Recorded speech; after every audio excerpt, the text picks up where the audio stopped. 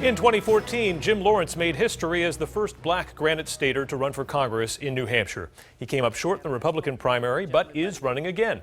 In this year's GOP primary, to take on incumbent Congresswoman Annie Kuster, Lawrence is up against State Reps Jack Flanagan and Eric Estevez. And Mr. Lawrence is joining us right now for a weekend interview. Thanks for coming down. Thanks for having me today, We appreciate it. So tell the voters of CD2 from Nashua all the way up to Berlin a little bit about yourself. Well, I served 3 terms in the New Hampshire State House as a state rep. I'm also an Air Force veteran, graduate of the United States Air Force Academy, small businessman, but most importantly, family man and proud parent of 8 wonderful children.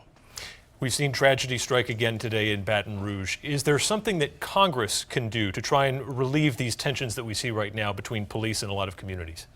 Well, you know, I am the son of a 35-year law enforcement veteran, a retired police chief.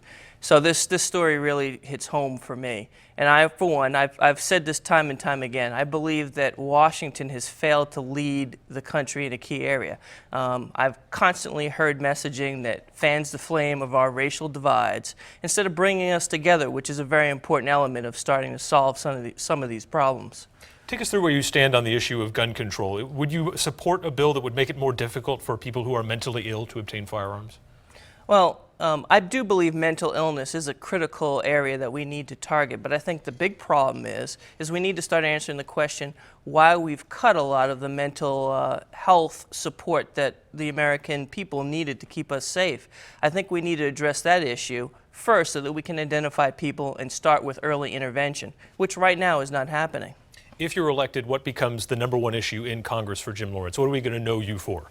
Well, there's a lot of work to be done down in Washington, to be honest with you, because Washington is broken.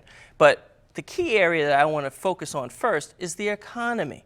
We have a $19.2 trillion national debt. That's $60,000 for each and every American. And our federal government continues to overregulate and overtax our small businesses, which is the economic engine of the United States. If you're elected and Donald Trump is elected, do you see yourself as an ally of Mr. Trump, helping him with his agenda in Congress, or are you going to be more of an independent Republican? Well, I'm going to first and foremost support the people of the great state of New Hampshire.